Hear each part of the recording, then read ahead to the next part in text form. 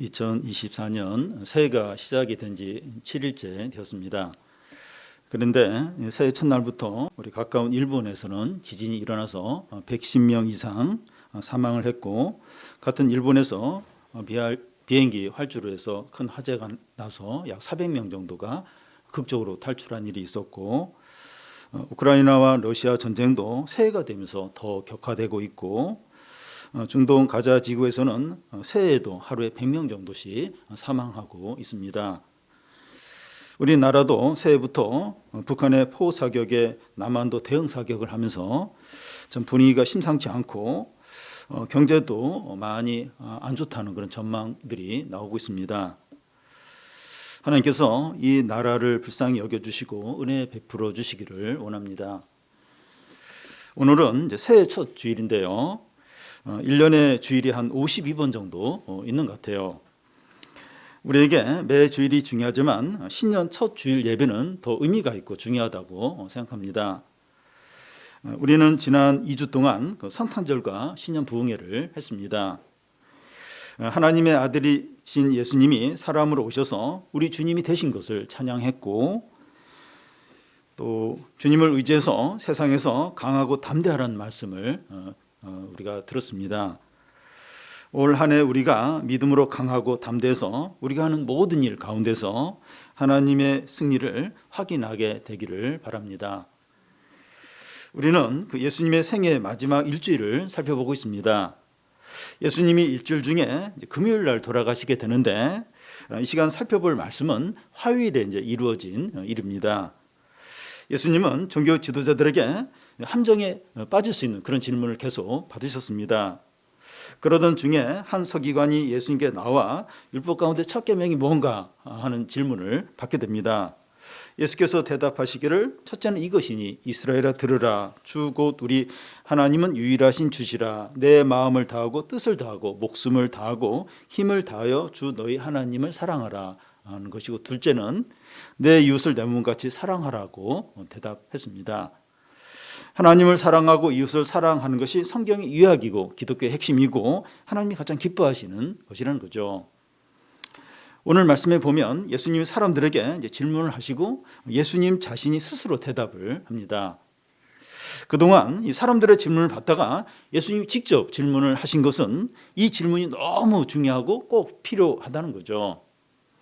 어떤 질문인가 하면 그 서기관들이 그리스도를 다윗의 자손이라고 하는데 이게 맞느냐 하는 겁니다. 이 질문은 그리스도를 어떤 분으로 여기느냐 이제 하는 것인데, 이 질문이 왜 중요한가 하면 그리스도를 어떤 분으로 여기느냐 하는 것에 따라서 하나님을 사랑하고 이웃을 사랑하든지 그렇지 못하든지 하는 것이 결정되기 때문입니다. 이 질문에 대한 반응으로 사람들이 두 부류로 이제 나눠지게 됩니다. 한 부류는 그 당시 대부분의 서기관들로 하나님과 이웃을 사랑하지 않고 자기를 사랑하는 사람들이고, 다른 한 부류는 한 과부인데 하나님과 이웃을 온 마음을 다해서 사랑하는 자입니다. 이런 그분이 이제 그리스도신 예수님을 어떤 분으로 생각하느냐 하는 믿음에 거기에 대해 이제 달려 있는 겁니다. 오늘 새해 첫 주일인데 우리가 예수 그리스도를 어떤 분으로 생각하고 이제 믿느냐 하는 것이 올 한 해 어떤 삶을 사느냐 하는 것을 결정하게 됩니다. 우리가 믿음으로 주님을 전심으로 사랑해서 올 한 해가 가장 복되시기를 바랍니다. 먼저 예수님이 사람들에게 하신 질문을 살펴보겠습니다. 35절을 같이 한번 읽겠습니다. 예수께서 성전에서 가르치실 때 대답하여 이르시되 어찌하여 서기관들이 그리스도를 다윗의 자손이라 하느냐. 이 서기관들은 성경을 옮겨 적고 또 성경을 연구하는 그런 전문가들입니다. 그들이 말하기를 그리스도는 다윗의 자손이라고 한다는 거예요. 이제 그 근거가 사무엘하 7장에 나오는 다윗 언양인데, 하나님께서 다윗에게 너의 후손이 영원히 왕위를 계승할 것이라고 하는 그 약속을 이제 하신 겁니다. 그런데 그 유다가 이제 바벨론에 망하면서 이 다윗의 후손이 왕위를 계속 계승하는 게 끊어지게 됩니다. 하나님께서 다윗에게 약속하셨는데 실패로 이제 끝난 것 같아요. 그러면 하나님이 다윗에게 약속하신 것을 어긴 것이냐? 그렇지 않다는 겁니다. 다윗의 언약은 이 다윗의 후손으로 오시는 예수 그리스도에게 진정으로 성취됩니다. 그러면 그리스도는 이 다윗의 자손이 맞는 거 아니냐 이제 하는 거죠. 앞에 그 10장에 보면 소경거지 바디메오가 예수님을 향하여 다윗의 자손이여 나를 불쌍히 여기소서 이렇게 외쳤습니다. 그때 예수님은 그걸 그대로 들으시면서 왜 그렇게 하느냐 이렇게 하지 않아서 그대로 그걸 받아 들이셨습니다.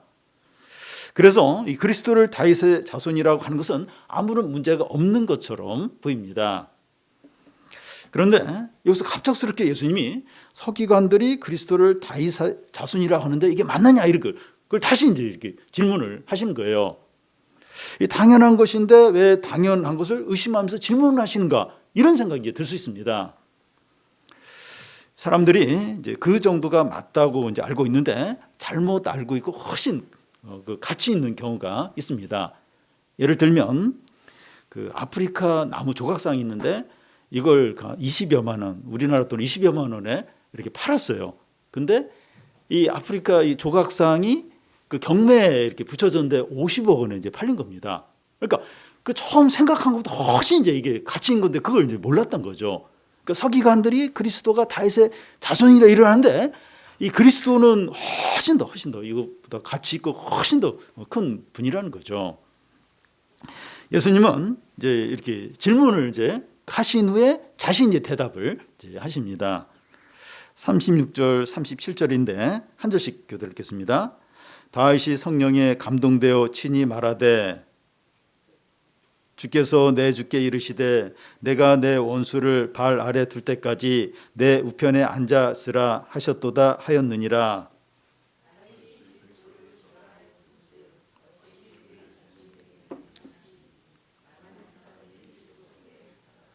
시편 110편 1편을 이제 인용한 건데요. 이 다윗이 성령에 감동해서 이제 말을 했다고 하는 것은 다윗 개인 의견이 이제 아니라는 거예요. 하나님이 다윗을 통해서 말씀하신 거죠. 진리죠, 진리. 진리고 그래서 이제 다윗이 성령에 감동해서 이제 무슨 말을 했는가 하면 주께서 내 주께 이르시되 내가 내 원수의 발 아래 둘 때까지 내 우편에 앉아 있으라 이제 하신 겁니다. 이 앞에 나오는 주께서는 하나님 아버지를 가리키고 그 다음 그 내 주는 내 주께 하는 것은 그리스도를 이제 가리킵니다. 다윗이 이제 그리스도를 주라고 이제 불렀는데 어떻게 그리스도가 다윗의 자손이 되겠느냐 하는 겁니다. 예를 들어서 그 이순신 장군의 후손이라고 하면 후손이 아무리 훌륭해도 조상인 이순신 장군보다는 못하죠. 못한 겁니다. 후손들은 이 조상에게 머리를 숙여 경의를 이제 표해야 합니다. 그래서 이제 그리스도가 다윗의 자손이라고 하면 다윗이 그리스도보다 더 크다는 말인데 옳지 않다는 겁니다. 서기관들은 그리스도가 다윗의 자손이다 이렇게 이해해요. 그 얘기는 뭔가 하면 그리스도보다 다윗이 더 이제 크다는 거죠. 근데 그건 이제 옳지 않습니다. 다윗이 그리스도에게 주님이라고 부르지 않았냐는 거예요.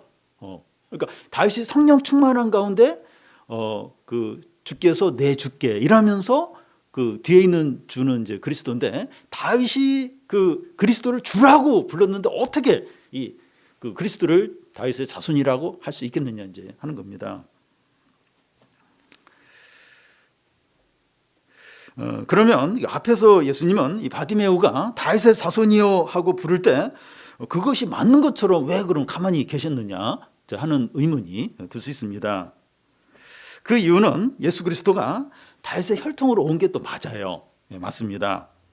예수님은 다윗의 자손으로 오셨다고 하는 것은 이 사람이라는 거죠. 사람 맞아요. 예수님 사람 맞습니다. 그런데 예수 그리스도는 다윗의 자손만이 아니라 하나님의 아들이시라는 겁니다. 예수 그리스도는 완전한 사람이면서 완전한 하나님이십니다. 예수 그리스도는 영원한 하나님이시고 전능한 하나님이시고 온 세상 만물을 창조하시고 다스리시고 심판하시고 구원하시는 주님이십니다. 모든 무릎이 예수 그리스도의 이름 앞에 무릎을 꿇고 모든 입이 주라고 시인을 이제 하게 됩니다. 예수 그리스도는 우리 죄를 위해서 십자가에 죽으시고 부활하신 생명의 주이십니다. 그러니까 예수님 맞아요. 예수 그리스도 사람 맞아요. 근데 또 하나님이시죠. 전능한 하나님, 영원한 하나님, 그리고 온 세상을 창조하시고 다스리시는 주님, 주님 맞습니다. 예수 그리스도는 온 세상의 주이시기 때문에 그의 허락 없이는 참새 한 마리도 땅에 떨어지지 않고 악한 자가 우리의 머리카락 하나 주님의 허락 없으면 건드리지 못합니다. 예수님은 유일하신 주 우리 하나님이시기 때문에 온 마음과 뜻과 힘과 목숨을 다해서 사랑해야 합니다. 그런데 서기관들은 그리스도는 다윗의 자손이라고 하는 겁니다.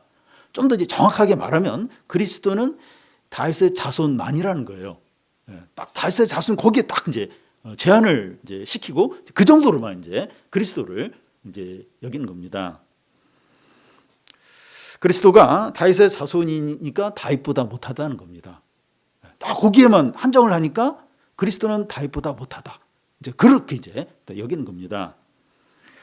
마음과 뜻과 힘과 목숨을 다해서 그 사랑해야 될 하나님이 아닌 거예요. 그러니까 이 전능한 하나님, 영원한 하나님이야 온 마음과 뜻과 목숨을 다 사랑해야 되는데 그리스도는 다윗의 자손이다.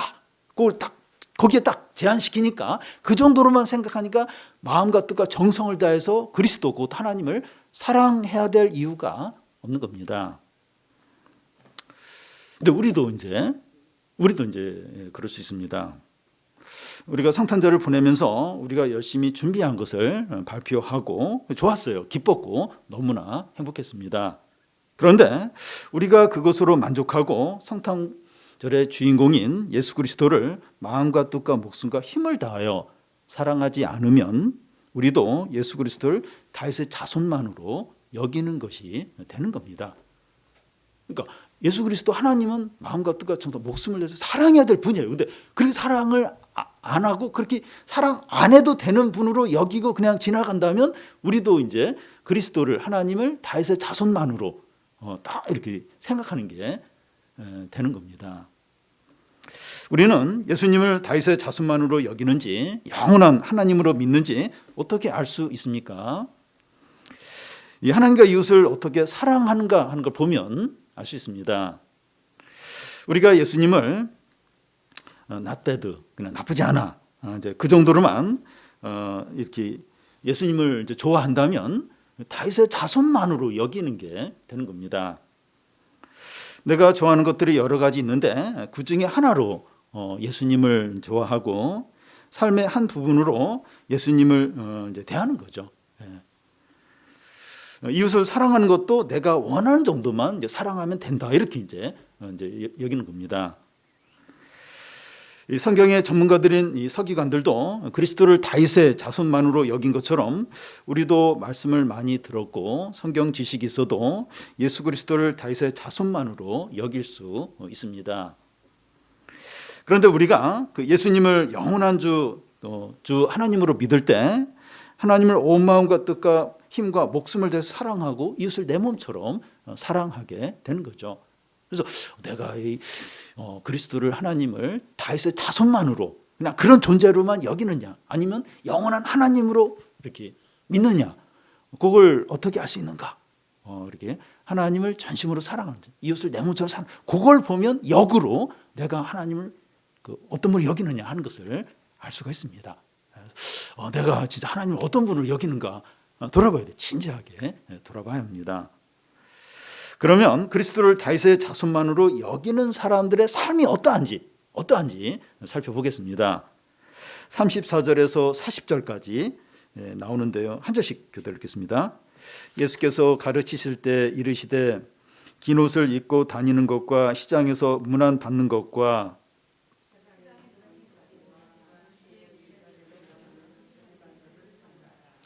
그들은 과부의 가산을 삼키며 외식으로 길게 기도하는 자니 그 받는 판결이 더욱 중하리라 하시니라. 앞에서 율법 중에 첫째 되는 계명이 무엇인가 하는 그 서기관은 신실한 자였는데 그 당시 대부분의 서기관들은 예수님을 대적했습니다. 그 이유는 이 그리스도를 다윗의 자손으로만 여겼기 때문입니다. 그들은 그리스도 곧 하나님에 대해서 그런 이제 태도였기 때문에 하나님을 온 마음으로 사랑하지 않고 이웃을 자기 몸처럼 사랑하지 않았습니다. 그들은 교만하였고 이기적이었고 위선적이었고 탐욕적인 삶을 살았습니다. 서기관들이 이제 그런 모습을 이제 보여주는데, 그러니까 믿음의 상태와 삶이 이제 연결이 되어 있기 때문이죠. 이 서기관들 잠시 후에 살펴보겠는데 왜 이들의 삶이 이럴까? 믿음의 상태가 그런 겁니다. 그냥 그리스도 하나님을 그냥 다윗의 자손으로만 여기니까 그 삶이 이제 바로 거기 이 삶이 반영이 이제 되는 거죠. 이제 그들의 삶을 이제 살펴보면 여기 뭐 긴 옷을 입고 다닌다고 하는데, 이 옷이라고 하는 것은 사람을 주목하게 해요. 그리고 그 사람의 위상을 이제 이렇게 보여줍니다. 그런데 서기관들은 제사장도 아닌데 이 제사장 예복 같은 옷을, 긴 옷을 입고 이제 다니는 겁니다. 굉장히 대단한 것처럼 이제 그렇게 이제 옷을 입고 다녔습니다. 또 시장에서 문안을 받는다고 하는데 사람들로부터 인사받고 존경받는 걸 너무 좋아하는 거예요. 또 회당의 높은 자리에 앉으려고 한다고 하는데 교회로 말하면 이런 자리, 여기 앞에 있는 자리, 무슨 큰 행사할 때 그 연단의 자리가 있잖아요. 그러니까 많은 사람들을 마주 보면서 앉는 그런 자리, 그 특별한 사람들이 앉는 자리인데 그런 자리에 앉는 걸 좋아하는 겁니다. 또 잔치 윗자리를 원한다고 하는데 이 잔치나 연회가 열리면 이 VIP석처럼 중요한 자리들이 있어요. 그 자리는 주로 이제 앞쪽에 있고 또 음식이 제일 먼저 그곳에 나와요. 그리고 다른 자리에는 안 나오는 어떤 특별한 메뉴가 그곳에 제공이 되고, 그 자리에 앉는 사람들은 어떤 존귀와 영예가 이제 이렇게 이제 있는 것으로 이제 여겨집니다. 어떻게 해서든지 이제 이런 자리, 상석, 또 특별석 이런데 어떻게 해서든지 앉으려고 이제 하는 겁니다. 이 서기관들의 이런 모습의 원인이 이제 뭘까요? 하나님을 온 마음으로 사랑하지 않으니까 자기를 사랑하게 되는 겁니다. 모든 사람은 본성적으로 자기 중심적이에요. 자기 중심적인데 하나님을 믿지 않고 하나님을 사랑하지 않으면 자기를 높이고 자랑하고 교만하게 되고 이기적이 이제 됩니다. 자기에게 이제 집중이 되어 있고 자기만 이제 잘 되기를 이제 원합니다. 그런데 이 서기관들만 그런 것이 아니라 하나님을 전심으로 사랑하지 않을 때 모든 사람이 이런 모습을 갖게 됩니다. 그것을 노골적으로 드러내느냐, 점잖게 드러내는 그런 차이만 있을 뿐이죠. 모든 사람들 안에 자기 중심성과 이기심이 있습니다. 그런데 믿는 자들 안에도 있습니다. 믿는 사람들 안에도 자기 중심성, 이기심이 여전히 있습니다. 우리 안에도 자기 중심성과 이기심이 있어서 인정받고 칭찬받고 주목받고 싶어합니다. 이런 마음이 없는 사람이 아무도 없어요. 예수 믿는다고 이 마음 싹 없어지는 게 아니에요. 없어지는 게 아닙니다. 무슨 차이인가 이게 좀 조절이 돼요. 믿음이 좋을 때는 이렇게 통제가 돼요. 이런 욕구가 통제가 되고, 믿음이 안 좋을 때는 이게 막 이렇게 분출을 이제 하게 되죠. 왜 이제 침체가 되는가 하면 믿는 사람들이 침체가 돼요. 침체가. 여러 가지 원인인데 그 중에 하나가 나도 자랑하고 인정받고 주목받고 싶은데 안 되는 거예요. 안 되니까 화가 나고 속상한 거예요. 그러니까 참 예수님 믿어도 어떤 자기 중심성이 다 있어요. 저도 이제 그걸 많이 느끼는데, 그래서 이렇게 그 자기 원하는 대로 좀 되고 또 이렇게 주목받고 싶은데 이게 안 될 때 화가 나는 거예요. 속상하면서 침체가 이제 찾아오게 됩니다.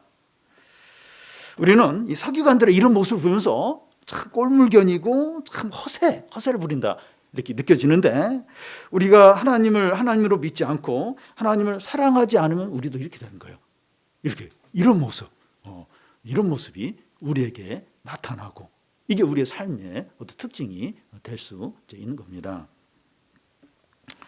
서기관들은 이웃 사랑하는데도 이제 실패를 하게, 하나님 사랑한 것도 실패하고 이웃 사랑도 이제 실패하게 되는데, 그들은 과부의 가산을 이제 삼키는 겁니다.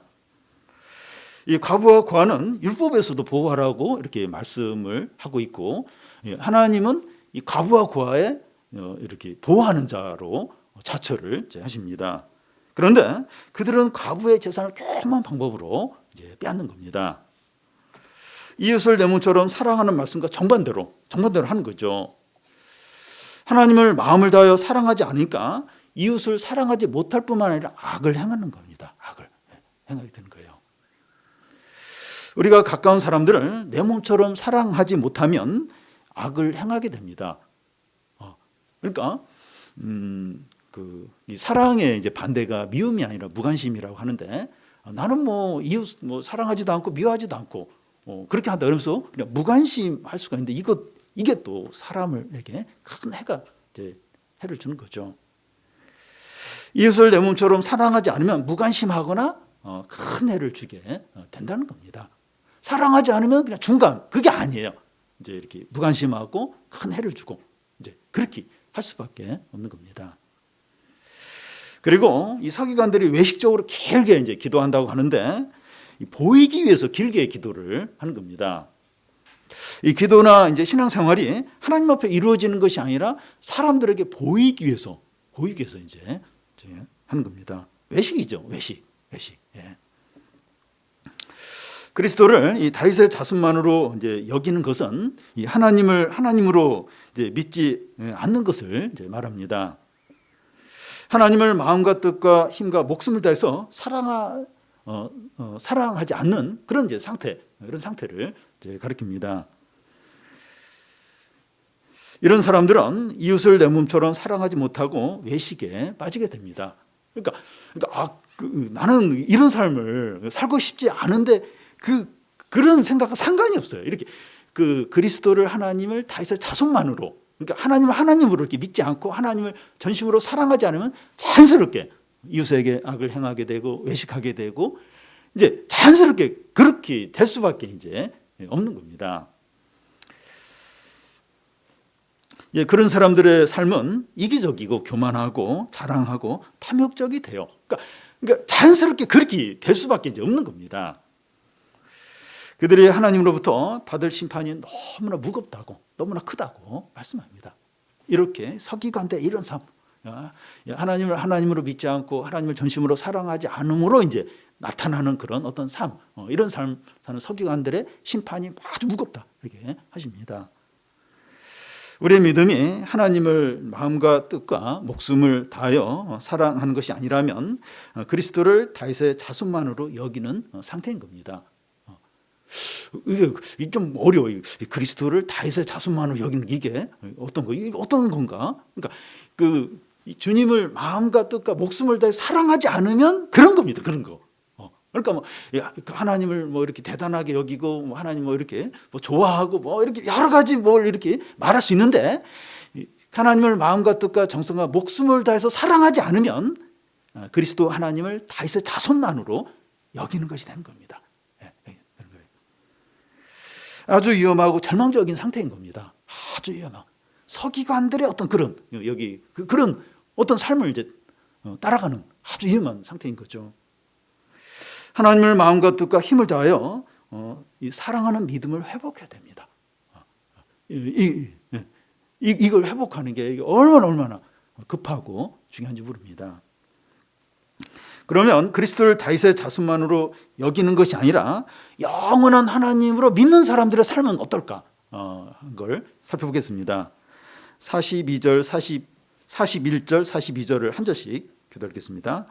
예수께서 헌금함에 대하여 앉으사 무리가 어떻게 헌금함에 돈 넣는가를 보실세 여러 부자는 많이 넣는데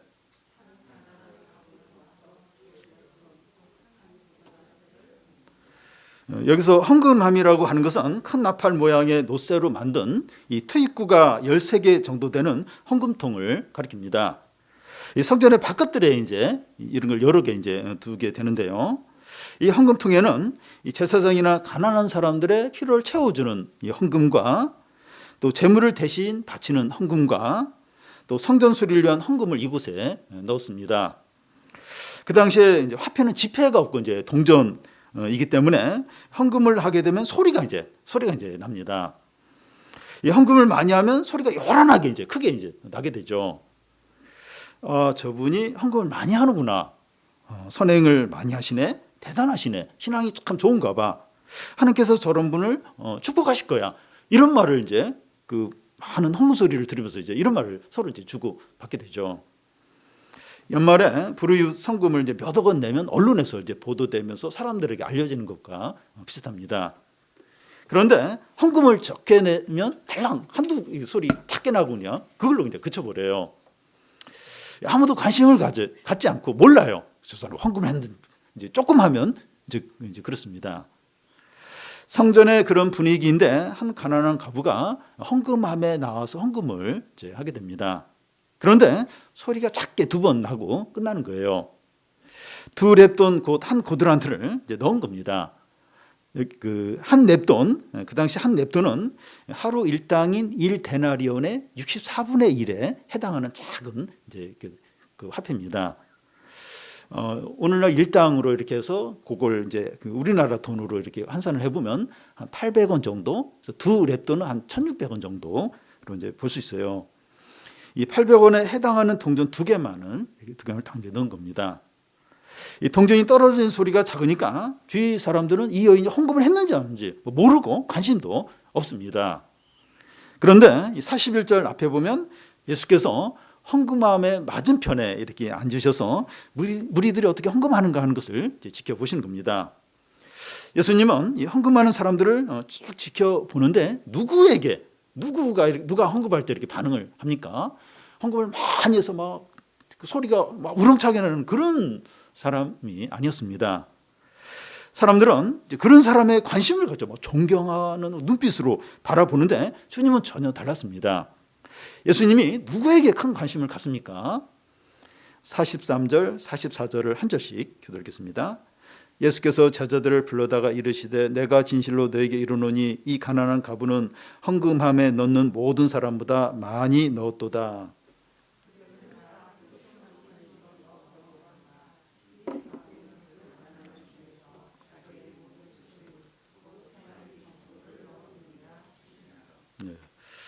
예수님이 제자들을 다 불러 모으는데 아주 중요한 일이라는 거죠. 내가 진실로 너에게 이르노니 하는데 아주 중대한 말을 하겠다는 겁니다. 그게 뭔가 하면 이 가난한 과부는 헌금함에 넣은 모든 사람보다 더 많이 넣었다는 겁니다. 예수님은 이 과부가 가장 많이 넣었다 이렇게 말하지 않고 다른 사람보다 더 많이 넣었다고 하십니다. 이 다른 사람들의 헌금이 잘못되었거나 죄를 지었다거나 그들의 헌금을 받지 않았다 이런 의미가 아닙니다. 이 과부의 2넷돈이 다른 사람의 헌금보다 더 많았다는 겁니다. 그 이유가 뭡니까? 그들은 다 풍족한 중에 넣었지만 이 과부는 가난한 중에 자기 소유, 자기의 모든 소유, 그 생활비 전부를 넣었다는 겁니다. 예수님이 평가하는 기준은 헌금한 금액보다 헌금하고 남은 금액이 얼마냐 하는 것으로 보십니다. 이 100억 원을 가진 사람이 1억을 한 것보다 1억을 가진 사람이 100만 원을 했을 때 더 많이 했다고 이렇게 이제 평가하시는 겁니다. 예수님의 기준은 금액보다도 마음과 동기와 믿음을 더 중요하게 보십니다. 예수님은 이 과부의 사정을 다 아세요. 2렙돈이 그의 생활비 전부이고 내일 무엇을 먹을까 걱정이 되는 그런 상황이라는 걸 아십니다. 2렙돈 중에서 한 렙돈만 헌금하고 다른 한 렙돈은 그냥 남길 수도 있잖아요. 800원 하고 800원 남아서 빵이라도 사서 먹을 수 있도록 그렇게 할 수도 이제 있었죠. 그런데 그는 자기 생활비 전부를 하나님께 헌금으로 드린 겁니다. 모든 사람이 헌금을 이런 식으로 해야 된다는 걸 말하는 건 아니에요. 다 이렇게만 해야 이제 하나님 기뻐하신다. 그런 의미는 아닙니다. 근데 이 과부는 하나님에 대한 사랑을 이런 식으로 표현하고 있는 겁니다. 엘리야에게 마지막 양식을 갖다 준 사렙다 과부와 비슷하죠. 이 과부나 이 사렙다 과부가 어떻게 이렇게 할 수 있었습니까? 그리스도를 다윗의 자손만으로 여긴 것이 아니라 영원한 하나님으로 믿은 거죠. 보이지 않는 하나님을 보이는 자로 여기고 의지했기 때문입니다.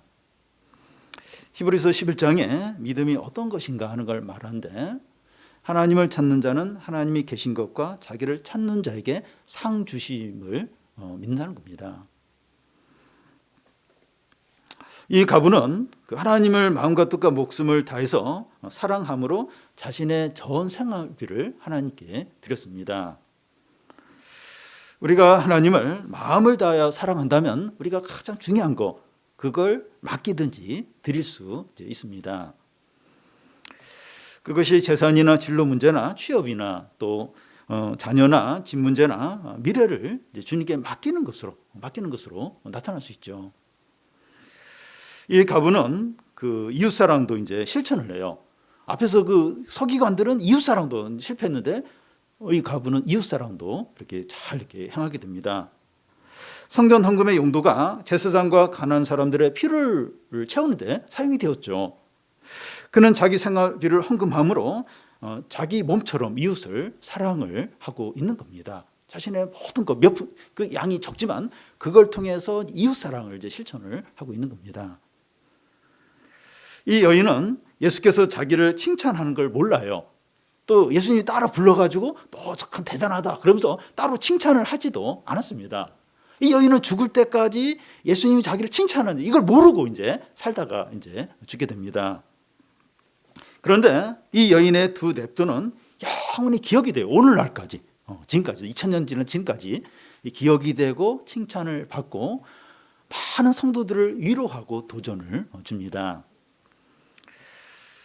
우리가 가진 것이 없거나 상황이 어렵더라도 하나님을 얼마든지 사랑하고 이웃을 사랑할 수 있다는 것을 보여줍니다. 그리고 우리가 아무리 많은 것을 갖고 있고 상황이 좋더라도 믿음이 없고 하나님을 사랑하지 않으면 이웃을 사랑할 수 없다는 거죠. 모든 사람들이 그리스도를 다윗의 자손으로 여기느냐 아니면 영원한 하나님으로 믿느냐 하는 것으로 싹 나뉘어져요. 사람이 나눠집니다. 이 땅에 사람으로 오신 예수 그리스도를 하나님의 아들로, 창조자로, 구원자로 온 세상 만물을 다스리는 주님으로 믿느냐 하는 겁니다. 우리가 이것을 믿을 때 하나님을 전심으로 사랑하고 이웃을 내 몸처럼 사랑하게 됩니다. 부자 청년은 많이 가졌죠. 많이 가졌지만 하나님과 이웃을 사랑하는데 실패를 해요. 또 천국에 못 들어가요. 못 들어갔지만 이 가부는 아무도 없었지만 하나님과 이웃을 사랑하고 영원히 그 이름이 빛나고 영광을 받게 됩니다. 하나님께 칭찬을 받아요. 얼마나 그 삶이 복되고 또 가치가 있는지 모릅니다. 우리에게 없는 것이나 어려운 상황으로 낙심하는 것이 아니라 보이지 않는 하나님을 보이는 분으로 여김으로 하나님을 전심으로 사랑하고 이웃을 내 몸처럼 사랑해서 우리의 삶이 영원히 빛나고 하나님께 칭찬받고 가장 복된 삶이 되시기를 바랍니다.